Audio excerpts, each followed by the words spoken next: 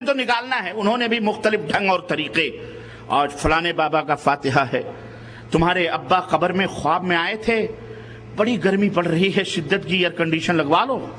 اچھا حضور کتنے ایئر کنڈیشن کے؟ 50,000 میں لگ جائیں گے، کوئی مسئلہ نہیں ہے. آسانی کے ساتھ سفارش وارش کر کے لگوا دیں گے. 50,000 کا چیک آپ کما کر کے اس کو دے رہے ہو. واللہ بدلا رہا ہوں، ایسے ایسے مذاہب موجود ہیں، قبروں میں باغ بغیچے تک لگواتے ہیں، باقاعدہ فارم ہاؤس بنواتے. پیسے مولوی پیسے لے لے کر کے سب کرتا ہے. جاؤ برہانیوں کے پاس، خوجوں کے پاس، بہریوں کے پاس، اسماعیلیوں کے پاس بیٹھو، وہ بھی اپنے آپ کو مسلمان کہتے ہیں. ان کے مولوی یوں ٹکتے ہیں، ہمارے بھی سب، یہ سب اپنے آپ کو مسلمان کہتے ہیں. بھائی سمجھ بات آئی کہ نہیں آئی؟ تو میرے عزیزوں، میرے دوستوں اور بھائیوں، یہ نہ دیکھو کہ یہ عمل تو بہت تھوڑا ہے، اس نے ظہر سے پہلے 4 رکعت پڑھ لی، ظہر کے بعد 2 رکعت پڑھ لی، بس نماز ختم. نہیں، فلانے کو دیکھو ایک ایک رات میں 2 ہزار رکعتیں پڑھتے ہیں، 2 دن میں پورا قرآن ہی ختم کر دیتے ہیں. یہ نہیں اللہ رب العزت کے ہاں مطلوب ہے. اللہ کے ہاں کیا مطلوب ہے؟ اللہ نے فرمایا، سنو قرآن کریم سنو. قرآن کریم، بہت رشتے کاٹ دیے گئے تمہارے قرآن کریم سے، تمہیں جاہل بنایا گیا، اور انگریزوں نے تمہیں تمہارے دین سے دور کرنے کے لیے اپنی زبانوں کو روزیوں سے جوڑ کر تمہیں اللہ اور اس کے رسول سے دور کر دیا. اور جو بچا کھچا اسلام تھا وہ مولویوں نے آخری کیل ٹھونک کے اور دور کر دی. اسلام میں کچھ نہیں ملتا نا، روزی نہیں، روٹی نہیں، کھانا نہیں، پینا نہیں، عہدہ نہیں، کرسی نہیں، کچھ بھی نہیں. سب کچھ ہمیں امریکہ یورپ کے قانون میں ملتا ہے، ان کے تعلیم میں ملتا ہے. ان کے بیٹا پیدا بھی ہوا، ابھی لولا لنگڑا کیسا بھی زندہ رہے گا کہ نہیں، ماں اور باپ پہلے ہی سے سرانا، میرا بیٹا انجینئر بنے گا، میرا بیٹا ڈاکٹر بنے گا، میرا بیٹا ماسٹر بنے گا، پائلٹ بنے گا، ہوائی جہاز اڑائے گا. دین مسلمان گھرانوں میں یہ عالم ہے. دین، ارے دین کیا پڑھے گا؟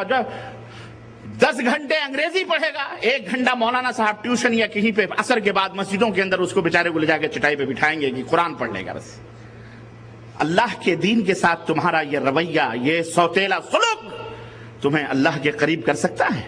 ہرگز نہیں کر سکتا ہے. سنو، اللہ کے ساتھ قربتیں چاہتے ہو، محبتیں چاہتے ہو تو فوقیت اور اولیت اللہ کے دین کو دو. ہم دوسری قوموں کی طرح نہیں ہیں، دوسرے دین اور ادیان کے دھرموں کے ماننے والوں کی طرح نہیں ہیں. مسلمان ایک الگ قوم ہے اس دنیا کے اندر. مسلمان اس دنیا کی مسیحا، دنیا کا مسیحا ہے، انسانیت کے ناؤ کو کھینے والا ہے. مسلمان اس دنیا کے ظلمتوں کو مٹانے والا، مسلمان دنیا کا رہبر، مسلمان دنیا کا قائد، مسلمان پورے دنیا کا حاکم، مسلمان پوری دنیا کی قیادت کرنے والا ہے. مسلمان اجالوں کے ہم سفر ہیں، مسلمان اندھیروں سے لوگوں کو نکالنے والے. لیکن افسوس آج ہماری بر صغیر ہندوستان، پاکستان، بنگلہ دیش اور سری لنکا اور جہاں بھی ہماری، آج ہم غلامیت کی غلامی میں کیا ہے وہ ضمیر بک جاتا ہے. آج ہم لوگوں نے اپنے اسلام سے رشتہ بھی کاٹ لیا. نہ قرآن پڑھتے ہیں، نہ قرآن سمجھتے ہیں، نہ قرآن کی آیتوں کے اوپر غور کرتے ہیں. اس لیے مولانا صاحب کا فتویٰ ہے، مولانا صاحب سے پوچھ لیں گے، مسجد کے مولانا سے پوچھ، بات ختم. یاد رکھو، قرآن کا علم حاصل کرنا اور دین کا علم حاصل کرنا، نبی کے پیغام کا علم حاصل کرنا ہر مسلمان کے اوپر فرض ہے. یہ پہلا فرض ہے. ہم یہ نہیں کہتے ڈاکٹر مت بنو، انجینئر مت بنو، بیرسٹر مت بنو، سب کچھ بنو، لیکن سب سے پہلے مسلمان بنو. سب سے پہلے اسلام کی تعلیم بنیادی طور پر حاصل ہونی چاہیے، تاکہ تمہیں یہ عقیدہ تمہارا ہے کہ تمہیں ایک دن مرنا ہے اور اپنی زندگی کا حساب دینا ہے، اور تمہیں آخرت میں اللہ کی رضا اور خوشنودی کو حاصل کر کے جنت کو حاصل کرنا ہے. اسی دنیا کے لیے ہم نہیں پیدا ہوئے. 60 70 100 برس کی زندگی ختم ہو جائے گی، وہاں دوسری ابدی زندگی شروع ہوگی. وہاں کے لیے ہم محنت کریں، جد و جہد کریں. وہاں کی مسلمان کو فکر ہوتی ہے. مسلمان خواہشات کی تکمیل کے لیے اس دنیا میں نہیں پیدا کیا گیا ہے. مسلمان میں اور یہود و نصارہ اور کفار میں فرق ہے. مسلمان اپنے ضرورت کی تکمیل کے لیے زندہ رہتا ہے، خواہشات کی تکمیل اور اس کو پورا کرنے کے لیے نہیں زندہ رہتا. کافر ضرورت نہیں، اپنی خواہشات کی تکمیل کے لیے محنت کرتا ہے. ضرورت اور خواہشات میں فرق ہے.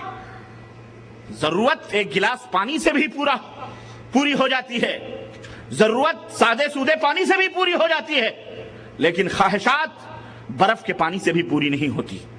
آدمی نہ جانے کن کن جگہوں پہ منہ مارنے کی کوشش کرتا ہے. ایک سلطنت پانے کے بعد خواہشات کا پیٹ نہیں بھرتا تو دوسرے سلطنتوں کو ہڑپ کرنے کے فکر میں رہتا ہے. یہ کفار کی صفت ہے. مومن کی صفت یہ ہے کہ وہ ضرورت کو پوری کرتا ہے. ضرورت پوری کرنے کے بعد اللہ کی عبادت کے لیے اپنے زندگی کو صرف کرتا ہے. یہ کافر میں اور ایک مومن میں فرق ہے. مومن قناعت پسند ہوتا ہے. مومن قناعت کرتا ہے, رب کی روزیوں پر دیے ہوئے پر صبر کرتا ہے, شکر ادا کرتا ہے. کافر اپنی خواہشات کا غلام بن کر اور خواہشات کے پیچھے وہ اپنی زندگی کو تیاگ دیتا ہے, برباد کر دیتا ہے. یہ مومن میں اور کافر میں فرق ہے. آج تم مہنگائی کے لیے سب کے لیے رو رہے ہو. مہنگائی کس کے لیے ہے؟ ان کے لیے جو خواہشات کی تکمیل کرتے ہیں. میں کہتا ہوں جو ضروریات کی تکمیل کے لیے ہیں الحمدللہ موجود ہیں, ہماری ضرورتیں پوری ہو رہی ہیں. لیکن چلاتے وہ ہیں, مرتے وہ ہیں جو خواہشات کے پیچھے لگتے ہیں, جو خواہ مخواہ خواہشات کے پیچھے. آپ کے پاس پہلے جوال نہیں تھا, موبائل نہیں تھا, تو کیا آپ کی ضرورتیں پوری نہیں ہوتی تھی؟ آپ کی تنخواہیں بچتی تھیں. لیکن آج جوالات اور موبائل ہم نے خواہشات کے پیچھے لگائے تو عالم یہ ہوا کہ تنخواہ کا تقریباً 200-300 ریال یوں ہی موبائلوں میں صرف ہو جاتا ہے, 400 ریال. پہلے خطوں کی دعوت میں بھی کام نہیں چلتے تھے, ضروریات چلتے. لیکن نہیں, جو بندہ خواہشات کی تکمیل میں آگے بڑھتا جائے گا تو مہنگائی تو بڑھتی جائے گی نا. پیدائش تو اپنے حساب سے اللہ رب العزت دنیا کو پیدا کرنے والا, اور ہر چیز توازن کے ساتھ, بیلنس کے ساتھ اللہ رب العزت نے دینا ہے. مچھلی بھی سمندر میں بیلنس کے ساتھ آتی ہے, جیو جنت, بکرے, مرغیاں, چاول, گیہوں, یہ تمام سب. لیکن جب ہم ان تمام کو بیچ کر اپنی خواہشات کے غلام بنتے جا رہے ہیں تو پھر مہنگائیاں بھی آپ کے سروں پر آئیں گی اور آتی رہیں گی. آپ چلاتے رہو گے, اس کا کوئی نتیجہ نہیں ہوگا. نہ ہی کوئی دنیا کا شخص اس مصیبت کو دور کر سکتا ہے. دور کرنے والا صرف اللہ عز و جل ہے. جس سے بھی پوچھو کیا بات ہے, بھائی پٹرول مہنگا ہو گیا. ارے پٹرول مہنگا ہو گیا تو پٹرول مہنگا ہونے سے کیا ہوتا ہے بھائی؟ کتنے لوگ ہمارے ملکوں میں پٹرول استعمال کرتے ہیں؟ 20%, 80% تو 11 نمبر کی گاڑیوں سے چلتے ہیں. اللہ رب العزت نے 11 نمبر سلامت رکھے کہ نہیں رکھے؟ الحمدللہ صحت بھی, تندرستی سب بنتی ہے. جو زیادہ چلتا ہے نہ شوگر کا مریض ہوتا, نہ ٹی بی کا مریض ہوتا, نہ بلڈ پریشر کا مریض ہوتا, سب کچھ ہوتا ہے. آج ہم 11 نمبر چھوڑ دیے, ہم نے کروڑ, ہزار, لاکھ کی گاڑیاں استعمال کرنا شروع کی تو لاکھ روپے ڈاکٹر ڈاکو لوٹ کے لے جا رہے ہیں. گورنمنٹ نے ٹرینیں چلائی ہیں, بسیں چلائی ہیں, 2 4 روپے میں آپ یہاں سے وہاں جا سکتے ہیں. لیکن نہیں جاتے بھائی, ہماری شان کے خلاف. ہم کو گاڑی چاہیے, خواہشات پوری کرنی ہے, ہم کو پٹرول چاہیے. پٹرول مہنگا. تو پٹرول کی مہنگائی کا کون رونا؟ 20% لوگ پوری دنیا کے اندر چیخ رہے ہیں مہنگائی. ٹھیک ہے, مہنگائی کہاں سے آئی ہے؟ مہنگائی ہم نے پیدا کی ہے. یہ مہنگائی ہم نے پیدا کی ہے اور یہ اللہ کا عذاب ہے. یہ نہ سوچو یہ اللہ کا عذاب ہے. اسے ورلڈ بینک بھی پورا نہیں کر سکتا. یہ عالمی تغذیے کے جو ذمہ دار امریکہ, یورپ میں بیٹھے ہیں, تم کیا سمجھتے ہو یہ اس مسئلے کو حل کریں گے؟ اللہ نے اس کو پیدا کیا ہے, بنایا ہے. اللہ ہی اس کا حل کرنے والا ہے. رجوع کرو اللہ کی طرف, اپنی ضرورتوں کو دیکھو, خواہشات کے پیچھے نہ چلو. تو عرض کرنے کا مطلب یہ ہے کہ قرآن پڑھو. قرآن میں پوری دنیا کے مسائل کا حل موجود ہے. آخرت تک ہم مولوی آدمی ہیں, ہم بول رہے ہیں, ہماری باتیں کوئی نہیں سنے گا. مولوی لوگ ہیں, ان کی باتوں کا کیا ہے, چھوڑو, ان کو کیا معلوم دنیا داری. بیٹا دنیا داری تم سے اچھی ہم جانتے ہیں الحمدللہ. ہم تمہیں سکھائیں گے. ہم رب کے غلام محمد الرسول اللہ صلی اللہ علیہ وسلم کے پیغام کے امین ہیں الحمدللہ. دنیا کی قیادت اور دنیا کی حکمرانی ہم نے کی ہے اور ہم نے چلایا ہے دنیا کو, اور دنیا نے امن و شانتی کی راہ لی ہے. جب جاہل اور کافر اور مرتد اور ملحد اور بددینوں کے ہاتھوں میں دنیا کی باغ و ڈور آئی ہے, تب دنیا چیخ رہی ہے, چلا رہی ہے اور مصیبتیں آئی ہیں. ورنہ الحمدللہ ابو بکر سے لے کر کے ہماری تاریخ اسلام شاہد ہے. یہ سارے کے سارے علماء اور یہ سارے کے سارے قرآن و سنت کے حاملین, نبی کے دیوانے, نبی کے فرزانے, نبی کی سنتوں کو نافذ کرنے والے, نبی کی دین کی شریعت کو نافذ کرنے والے الحمدللہ رہے تو پوری دنیا کے اندر امن و سکون رہا ہے.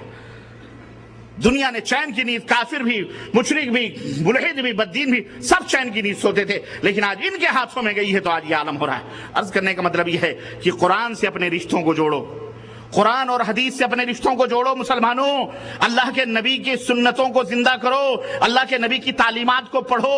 اللہ کے نبی چاہتے تو احد پہاڑ بھی سونا بن کے پیچھے پیچھے چلتا, لیکن وہی نبی چٹائی کے بستروں پہ سو رہا ہے. قناعت کا عالم یہ ہے کہ 2 ہفتے, 3 دن, 2 مہینے گھروں کے اندر چولہے نہیں جل رہے ہیں. قناعت کا عالم یہ ہے خود نہیں کھاتے, غیروں کو کھلا دیتے ہیں.